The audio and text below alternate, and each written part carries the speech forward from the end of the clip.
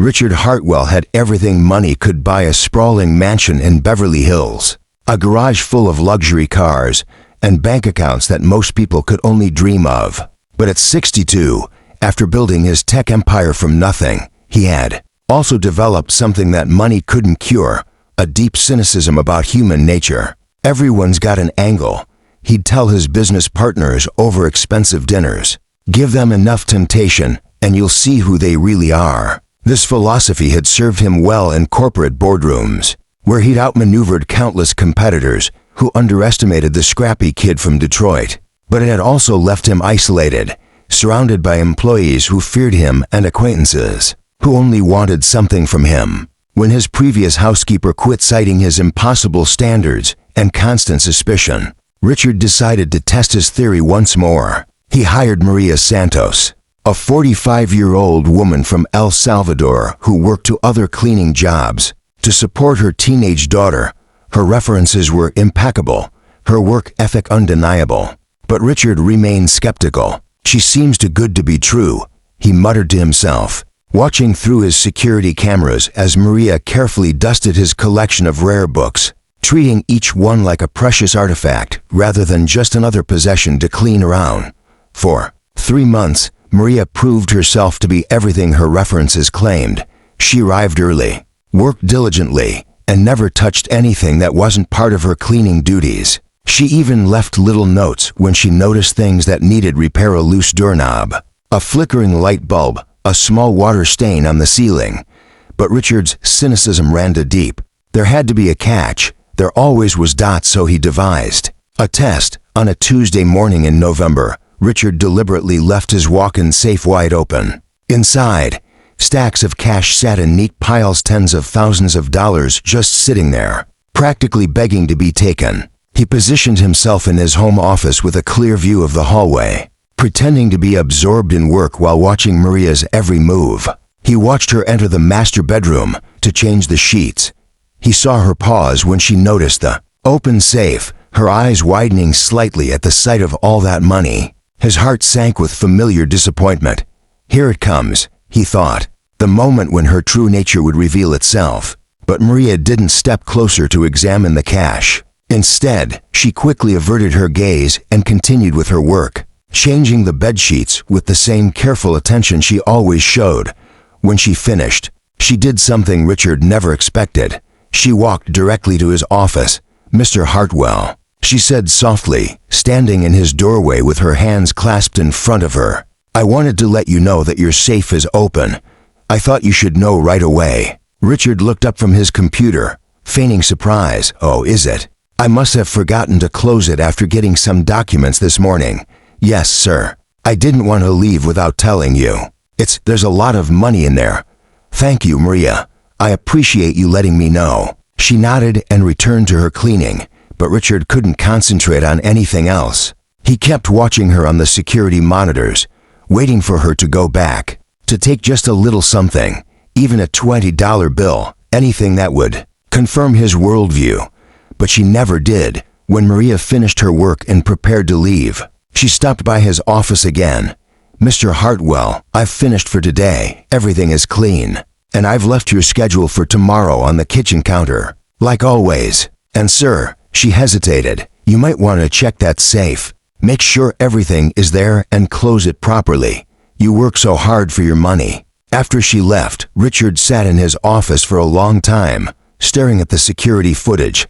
Then, he walked to his safe and counted every bill. Nothing was missing, not a single dollar. But something had changed in Richard. For the first time in years, his cynicism felt less like wisdom and more like a prison he'd built around himself. The next week, Richard decided to learn more about the woman who had passed his test so completely. Through casual conversation, he discovered that Maria's daughter, Isabella, was a senior in high school with dreams of becoming a nurse.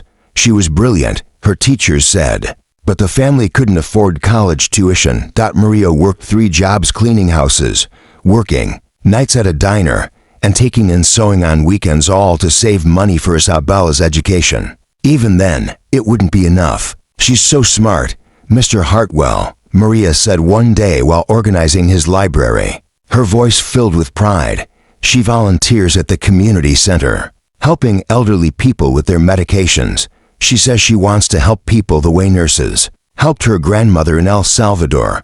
Richard nodded, but inside, he was calculating. The amount of money he'd left in the safe as a trap was more than enough to pay for Isabella's entire college education, with money left over. That evening, Richard made a decision that surprised even himself. The next morning, when Maria arrived for work, she found an envelope on the kitchen counter with her name on it. Inside was a letter and a check that made her hands shake. "Dear Maria," the letter read, "I owe you an apology. I left my safe open on purpose last week to test your honesty. It was wrong of me, and I'm ashamed of my suspicion. You passed a test you never should have had to take. Your integrity, your kindness, and your dedication to your family have taught me something I'd forgotten, that there are still good people in this world, people who do the right thing not because someone is watching, but because it's who they are." The enclosed check is for Isabella's college fund. Please don't see it as charity, see it as an investment in the future from someone who believes that people like you and your daughter make the world better. Also, I'd like to offer you a permanent position as my house manager, with a significant salary increase and health benefits for your family. You can quit your other jobs if you want to. Thank you for reminding me that trust isn't a weakness, it's a gift we give to people who deserve it. Sincerely, Richard Hartwell. When Maria read the letter, tears streamed down her face. But they weren't tears of gratitude, they were tears of something deeper: relief, vindication, and the profound joy that comes from being truly seen and valued. Richard found her in the kitchen, still holding the letter, crying softly. "Maria, are you all right?" She looked up at him with eyes that held no resentment for his test, only understanding. "Mr. Hartwell, you didn't need to test me. If you had just asked about my daughter, about what I needed, I would have told you. You didn't need to see if I would steal from you. You could have just seen if I needed help."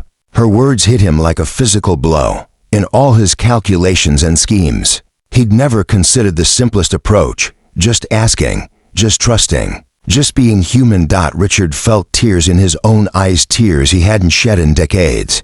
"You're right," he said quietly. "I'm sorry, Maria, for everything." She walked over and, in a gesture that would have seemed impossible just weeks before, she hugged him, not as an employee to her boss, but as one human being to another. "We all have reasons for the walls we build, Mr. Hartwell, but sometimes someone comes along who shows us we don't need them anymore." 6 months later, Isabella started her first semester at UCLA, studying nursing. Maria became not just Richard's house manager, but one of his most trusted advisors, helping him establish a foundation that provided college scholarships for children of immigrant families. And Richard learned the most valuable lesson of his life: the real test isn't whether people can be trusted.